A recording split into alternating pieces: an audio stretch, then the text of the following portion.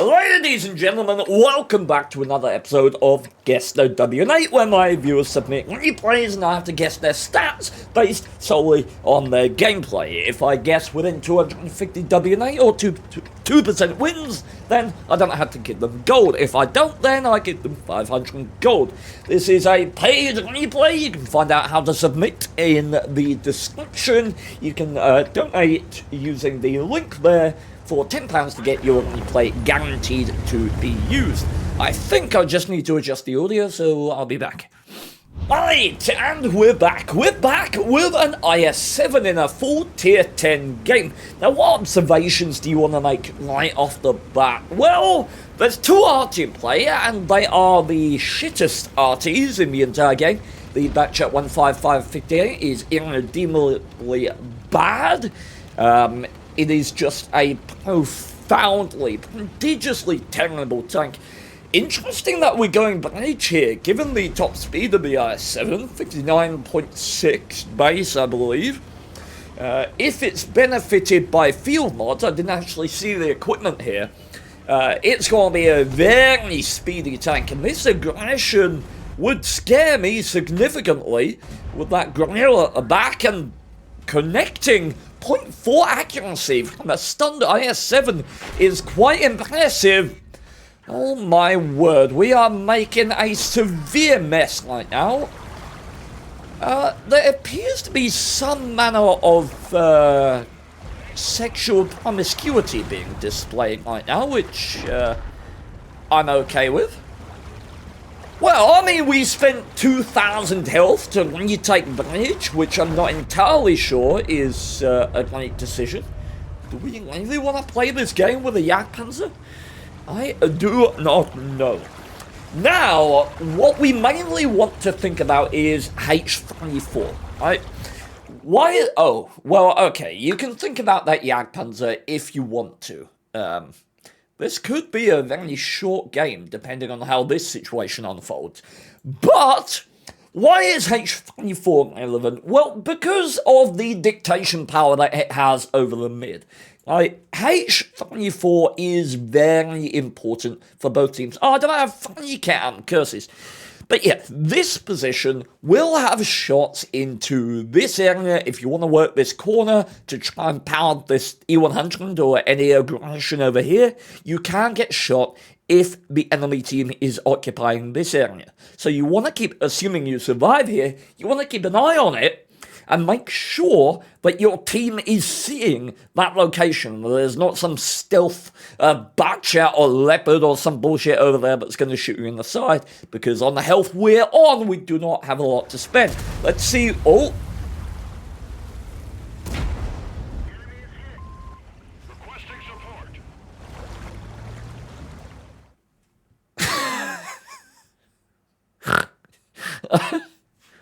Okay. That guy's had a good time. So what do we want to make sure we do? Well, you want to boop him. Because if you boop him, you reset the flip timer. I believe, and chat can correct me if I'm wrong, I believe if you get shot, it also resets the flip timer. So maybe booping him is not necessary, but oh my word, he's spinning like a top. Don't boop him too hard. What the hell? Oh, look at them track physics, dude. Don't spin him into... The track's wiggling. Oh no. He's still going. Look at his tracks, and he's dead. Well, I'm not sure how much I can lead into a lot of the gameplay here, to be honest. I'm getting the feeling that this gameplay isn't going to be really so much about the IS-7 as much as what the IS-7 endured. And is that TVP going to be bold, going to follow in the track steps of the Jagdpanzer? I should hope not. Okay, I am moving towards base now, getting out of here. Very, very good indeed. IS-7, 490 alpha damage. You got a 130 mil gun, is it? I think it's 130 on the IS-7.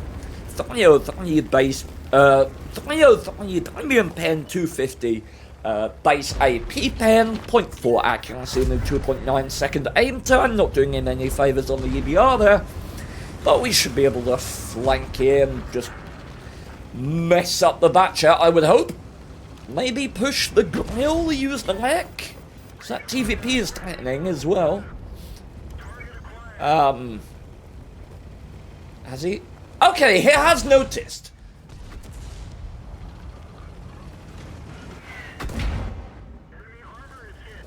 Our man was firing HE. What? Doesn't the TVP HE have 50 millimeters of pen? Why? I think I'll take one clip of HE in the TVP. Like, there are very few things that you can pen with HE in the TVP. Fucking the Yak Panzer again, showing a lot of love today. I like it. Okay, so worming our way up here should be maybe profitable. Might be able to get one. Ah, no, you're not gonna get it. Nope, no more damage for you, I don't think. Although maybe. Nope. Oh, Leo bounced. Ah, snapshotting, very ambitious. Okay, chat. Help! What do I guess? What context do I have? He just YOLO'd a bridge and then life happened. Yeah, somewhere between 1k and 10k, I feel like.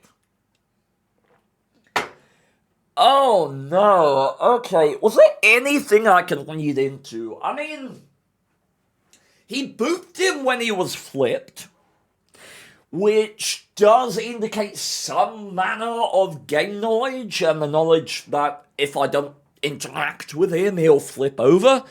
There was awareness that we don't want to boop him too hard. YOLOing Bridge in an IS-7 is conceptually solid.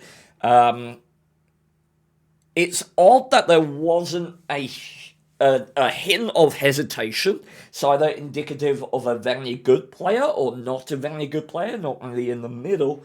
105 gasoline on the IS-7 is the majority of the time inferior to just a premium consumable. I'm not sure what the premium consumable is on ration tanks. But the point being, if you've got a full skill crew with engineer, off-road driving, controlled impact, this kind of thing, using that premium consumable that gives you 10% plus 2 crew skills increases the value of all of those skills. Right? Whereas 105 gasoline just increases your tank traverse and your engine power. So I think we're probably looking at on the lower end, just via the equipment choice. I think the vast majority of good players outside of meme setups are going to be taking a premium consumable because they understand the benefits it provides to all of the crew skills. And obviously you tailor the crew skills to be relevant to the tank that you're playing. Right? Perfect charge in a KV2, side by side in a heavy, yada yada. So it kind of increases the effectiveness of the pudding and tea or whatever it is you're using even further. So estimate 51.32 wins, 1,436 WN8. Come on.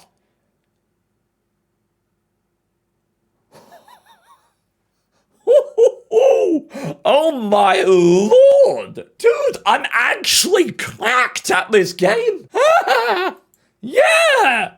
I'm good at the video game that I made up! Although I stole from Gotham Chess. Yeah, okay. Damn, that's a good guess. Alrighty, cool. Okay, so here we are in the UDES, another paid replay. Thank you so much for submitting them. Great way to support the channel and get your replay guaranteed to be used. Now we have Airfield here, which I'm really not very experienced because I've had it blacklisted for a very long time. Looks like we have no audio. I'll sort that out once we get 20 seconds into the game.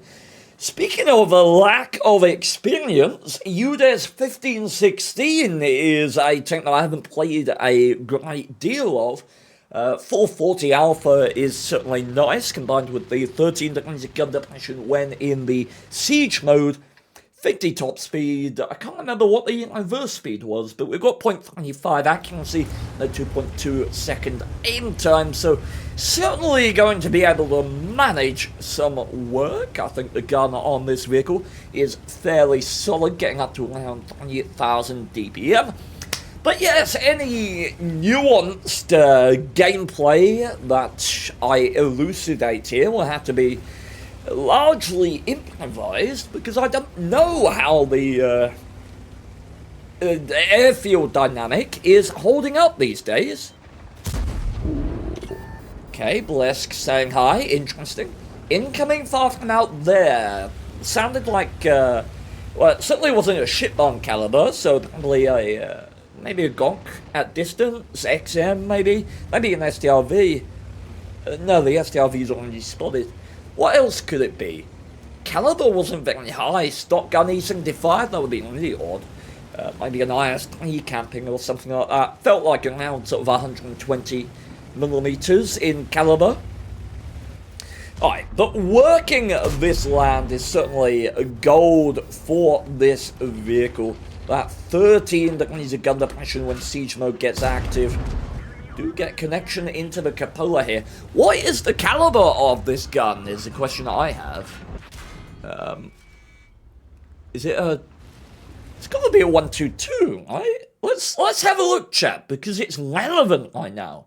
120, okay. So it's a 120mm gun, which means we won't overmatch a 40mm plate. And if we look at the STRV 103B here, 40mm of armor is found... Oh, that's 50. Sorry. 40mm of armor is found on the center here. So you can overmatch if you shoot through the middle of these fences with most guns. Assuming you have... Let's switch to a appropriate gun. Let's get IS-7 with a 130, shall we? Where's the IS-7? It's not a TD, Steve, you gigantic tit. Okay, 113 will do. 113 has a 122. Cool. So, yeah, this is the shot you take on the STRV. Right? It's a straight overmatch, regardless of the angle. But if you shoot wide, you're going to be hitting this 50, and you can't overmatch with a 122mm gun. It's very sad. Obviously, the cupola shot is always there. But if you're wanting to overmatch an STRV when it's in its primary circumstance with a 122, just shoot directly above the gun if you're wanting to go for the overmatch. Looks like you can shoot under the gun as well, actually. Intriguing. But yeah, by the looks of things, that center line right here is where you want to find that 40mm of armor. It's actually 60 at the front there. Wild. Cool. And then the lower plate is a solid 10 in most circumstances, 30. Okay, right, so let's hop back into the game and see how we proceed with some STRV-based hit point haggling. Interesting. Let's look at the broader game state. It's very even right now. Like, very even. Sure, the cupola there, probably should have waited. Yeah, I mean, it's... If you look at the map, we've got a force spread out here and a force spread out here. So it's nearly equal. This is the time to just be seeing if you can find a little bit of damage, trying to keep your health, and doing whatever you can. And what we can is reasonably significant. STRV bouncing off the overmatch here. Oh, that's unfortunate. about the cupola of the STRV is that with, I believe, 60mm of pen on the HE here, if you're shooting cupola at this point, you could just load HE. Let's have a look at the viability of that, shall we? Because we're in for 473 here. Let's see, if we load HE in a UDs, let's look for the OODs. Send OODs! Okay, here we are. And we have HE. We're looking for a cupola pen. Let's see how viable it is. If you're shooting cupola of the STRV, fire HE. Because the worst that happens is you miss, you hit somewhere else and you do a bit of splash, right? But if you hit the cupola, if you could pen it with AP, generally you'll pen it with HE. Like, so I think using HE in this circumstance would have actually been viable. You're very close quarters, you can push out that damage, and you probably would have killed him by now if you penned the same shots that you did with AP, but with APCR instead. And that STRV was extremely ambitious. It is a profoundly valuable skill in World of Tanks. A profoundly underappreciated skill in World of Tanks. To know when you are beaten. Now, this position here is mildly offensive to me because I wax lyrical about the value of high ground, right? And high ground is incredibly valuable. It gives you power, it gives you vision, it gives you engagement dictation, it inhibits the enemy. But the one situation in which you want to avoid high ground is when you want to be subtle. When you are making a maneuver that you want to conceal. Right? You don't want to move over the highest land available to you, right? Because you're easier to see. That's the only nuanced situation. I mean, there's nuanced situations, but generally speaking, you don't want high ground when you're wanting to be subtle or when you're wanting to close to the enemy and not take incoming fire, right? So, poking up in this situation, when we have unaccounted for quantities, right? We've got a Gaunt Wicker unspotted. We've got the XMs unspotted, although one of them's got a kill, so we can assume. Let's have a look, actually. Let's do some science, right? Where has someone died on our team? Because if the XM has got a kill, he's got to be somewhere where he's made a kill. And the other places tanks on our team have died are over here. So we know that the XM is back there. Or at least we have a very high certainty that one of the XMs is back there. And as they're in a platoon, it likely means that the other XM is back there as well. Right? This is the kind of information that you can draw in these stages of the game where, you know, the teams are fighting each other fairly balanced. There's no new opportunities. You can try and fill in blanks and get an idea of where the team is. And the reason I cover that right now is because I think this play along the 1-2 line is quite viable. The enemy don't have a huge high presence. They've got one IS-3 up here, so the cross over this land isn't as dangerous as it might otherwise be when you have high presence here with a lot of crossfire potential. What I'm thinking should be done is pushing behind the Gaunt Wicker, right? Out wide here, and you push up to here and start making your way in. Maybe that's not viable. I'm no airfield expert, but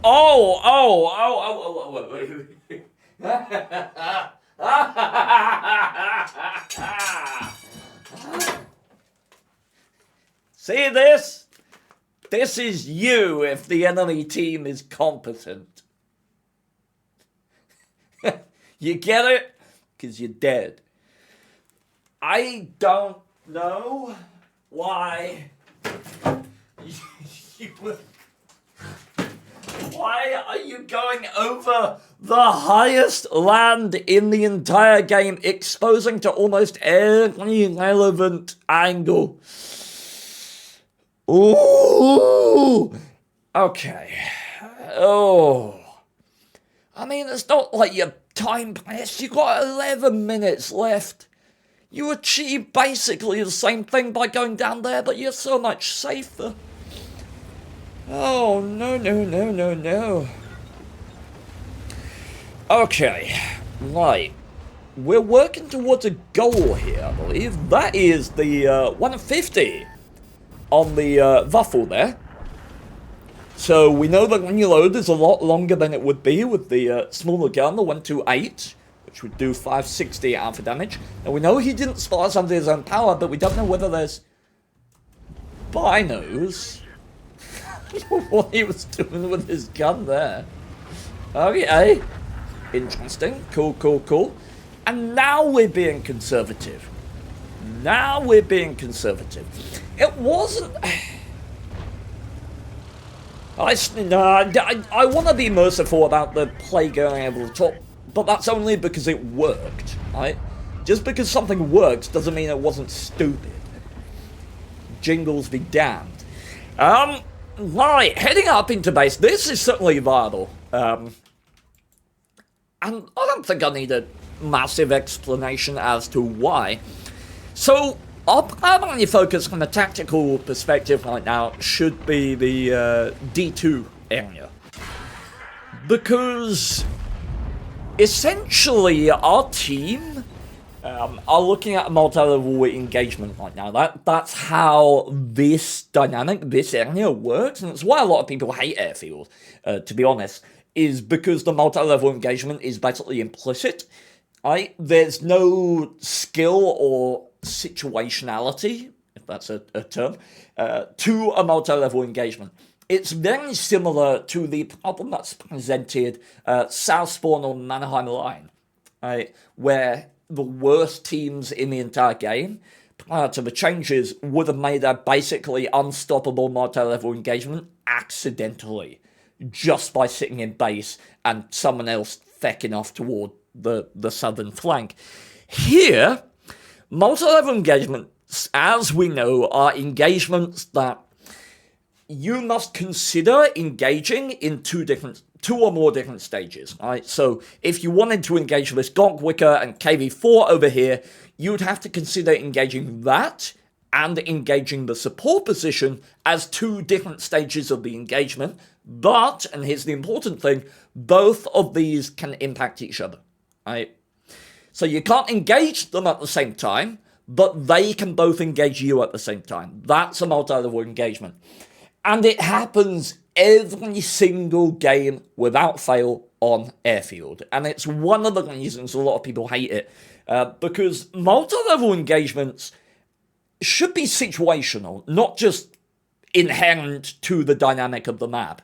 Like, you play a multi-level engagement if you are trying to hold a position, make the enemy team give up a lot of hit points and power for gaining ground. Like, it's a situational use to an overmatch, or a situational thing that you use to counter an overmatch.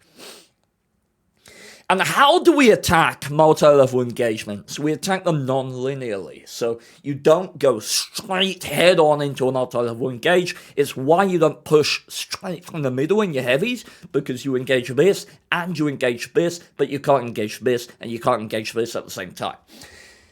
Non-linear approaches. You take out the supported position to weaken the forward position. That's how you deal with a multi-level engage. So D2, D3 with the XMs right now, that's the supported position. If we kill that, then this position falls. Right? We can't kill this because it's supported by this, but this does not support this as much as this supports this. So from a tactical position, attacking D2, D3 wins the game.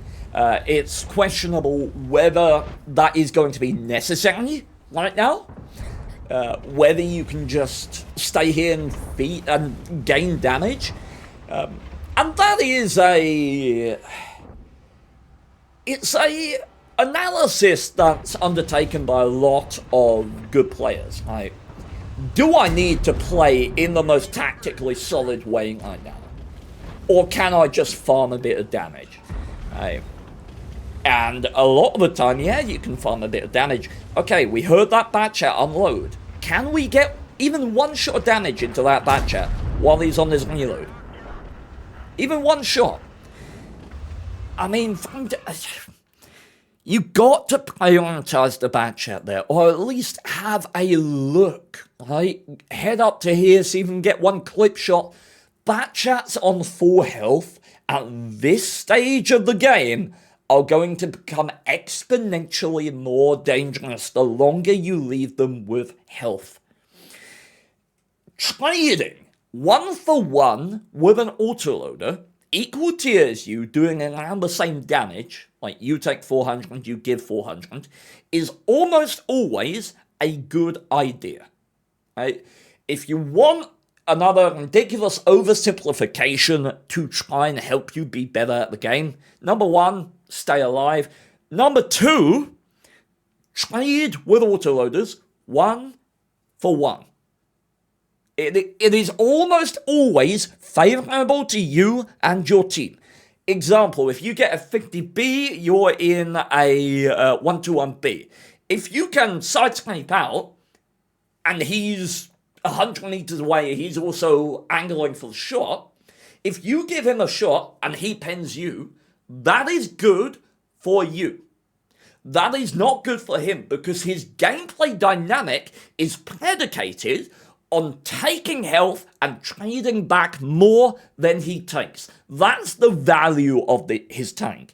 It is not, and most autoloaders, the way they're set up, exemplify this via hit points, armor mitigation, whatever dynamics they use to balance their firepower abilities. Their gameplay dynamic is not trading health. They aren't a Super Kong. They aren't a mouse, an E100 that can say, okay, yeah, I'm going to take the hits, and I'm going to get in there, and oh, no, that's not what they do. And generally, they don't have the hit points, or they don't have the armor, or they don't have whatever it may be to facilitate that style of gameplay. And if you leave autoloaders in late-stage game environments with a lot of hit points, to the point where now, yeah, they have more hit points than most people that they're facing. Because our team's been beaten up a bit, they've been shot a bit. Autoloaders get more dangerous if you leave them on health with hit points. Because they can say, okay, yeah, shoot me. I'm going to use this position that was formerly occupied by your team, but they're dead now, so I'm going to access this, and I'm going to pound you 4 times for every one time that you shoot me. It is a very bad idea to leave autoloaders healthy, so that is why it is a good idea, it is almost always favorable to you or favorable to your team to trade 1-for-1 with autoloaders. And in that circumstance, you weren't even going to trade 1-for-1 because the bat chat was reloading. And so, thinking about target prioritization, particularly when you're in, we would say, sort of mid to late stage game right now, you want to think about the value of where you're putting your damage. And I certainly think targeting damage into those autoloaders would have been very, very nice to see. Now, this is difficult. A bit of cap pressure might actually be magneted, but ooh. You have a very promiscuous relationship with unnecessary exposure, fine sir. I don't know if it's a kink of yours or what it is. I guess maybe you didn't want to go in the cap because it would tell the team that you're in the cap, but just get in that corner of the cap. What can they do? Are they going to come for you? And you just lead them back to the gong. Get in that bush right there and get a way out to your TDs. Like, they can't counterplay you. But if you go in and you start losing little bits of health, then your ability to assert your gameplay on autoloaders like Batchats, Banasks, TVPs just goes poof.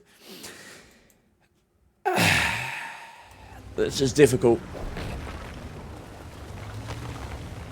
Okay, interesting. Do we want to be spotted here? What are we inviting? Look left. Turn your camera, look left. Look left, look left, look left. Why is left relevant? Left is relevant because these are autoloaders. They're not just autoloaders, they're French autoloaders. One of them's a two-shot autoloader. You do not get a more ambush-orientated tank than the Brask, right? Why are we looking left? Because we need to understand where our fire support is, where it has shots, right? So looking left tells me that you're thinking, okay, if I get lashed, if the Batchet comes to there, if the Brask comes out there, if a TVP on XM suddenly appears and they overcommit onto me, are they taking damage there? Where do I need to hold them? Do I need to reverse a little back and invite them to here? Or can I hold this corner and it's okay for them to poke there? That knowledge is acquired by looking around you, seeing where your team is, and seeing where they have shots. And to me, it looks like this guy has a shot on the far corner there, but if these guys come further up, he's actually going to lose that shot behind cover, and he's going to have to work for it. So it's information like that that we need to acquire. Now, I can't give this gentleman the benefit of the doubt and say that he was naturally aware that, okay, in that position you have a shot on this corner. That seems very optimistic from my point of view. But now the gonk is coming up. Okay. Oh, that's nice. That's nice. Do it. Do it. Oh, good. Good effort. I think that's a solid blind fire attempt. Okay, good connection. TVP comes out. That's his one. Okay, cool. And very good. Shouldn't be any problems here. I think we should... no, we can just wait. We can just wait. I don't really know when he's... Okay, XM spotted. Batchet's coming. Okay, go for the track. Lovely. Okay, what do you do at this point? It's questionable. I mean, it's not, is it? You just keep reversing back here, try and cut off the Brask for as long as possible. And you invite the Batchet to come up in front of the gonk. So you keep reversing. Lovely. Focus the bat. Gorgeous stuff. Gonk misses. Reverses back behind the launch line to exploit his gun depression. That's nice. Odd connection. Okay. Good, good, good, good, good. Woo! Bitch got gonked. So... I mean, what we talked about essentially happened. Ambush-orientated tanks that had a lot of health tried to take advantage. Now, in this circumstance, it didn't work, but it does impress upon you the value of what we talked about earlier, which is taking health away from those kind of tanks. Do we think the Batchet would have been that confident going in had we put 1-2 shots into him earlier? Right? It limits his ability to do that so much. So it's something we should think on. Alright, now shouldn't be any problems whatsoever. Probably going to be able to pick up maybe 6k here. Ah, no luck. Unless he hit a blind, which I don't think he did. TVP decks down the Brask and is either half clicked out or going for an reload. Either way, we can come around the corner and give him a solid 310mm pen heat shell for his trouble. Very good. Should be a solid ace tanker. 6 kills and a top gun on the board. There's some solid gameplay here. But it's solid, but it's moderately unprincipled. It's either a player who is really good, like obscenely good, or it is a player who's decent. And the reason I think that is because there comes a point where you are good enough to ignore the rules. And that's a very refined level of gameplay, and it's something that very few people will ever reach. I can do it occasionally. I do it primarily in my light tanks, because I'm a very good light tank player. But it's not it's a unique thing, and it's often hard to distinguish because it looks very similar to, as I say, unprincipled gameplay. Principle that is, by all rights, bad and demonstrates a misunderstanding of basic battle concepts. Things like pushing over the top, and a certain amount of them are judgment calls, right? They'll work one game and not work another, and the skill lies in distinguishing when it is worth the risk, right? I have a 70% chance of dying in this game. Oh, this game, the same move is only a 40% chance. I'll take that, right? It's that kind of analysis. And that is what you get up to when you're in the upper echelons of gameplay is, okay, yeah, I'm going to take this risk because it can give me this, this, and this. I understand it's a risk. I understand that it's long, but I'm going to do it anyway. There were elements of this gameplay that felt like that. But as I say, it is very hard to tell a lot of the time between legitimate misunderstanding and someone who's very good and very experienced pushing the bookmarks, right, or pushing the boundaries of what they're able to do because they understand the risk that they are taking. So, chat, what do you think? Do you think this is a very good player breaking the rules, or do you think he's just decent? I feel like, for me, he's just a decent player. I don't think we're looking at insanely high statistics here. My estimate is gonna be, let's see, pushing over the open. I mean, one thing that's running through my head right now is you have to be somewhere. It's kind of like that argument where, like, creationists will look at strings of DNA or whatever, and they'll say, look how rare you are that you're here. Look how many things had to come together. And it's like, well, yeah, but it happened. One thing had to happen. And in the concept of World of Tanks, you have to be somewhere on the battlefield. And the reason that's important to me while I'm discussing the skill level here is because it's often hard to distinguish, right? You can luck into good gameplay. I guess that's the game, isn't it? That's the game. Okay, so estimate 53.76, 1,858 WN8. I think I'm wrong, man. I think I'm wrong. Oh, I was not that wrong. I got within 250 WN8. Nice, I don't have to fork out cash today. Holy heck. Okay.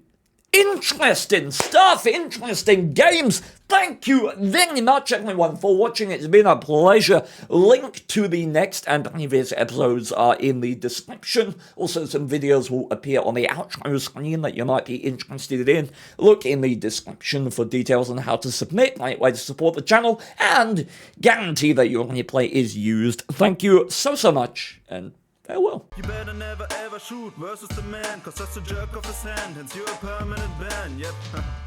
Like in a roleplay game, you wield a dagger but get smashed from half a globe away. But don't worry, mate, he's sorry, eh?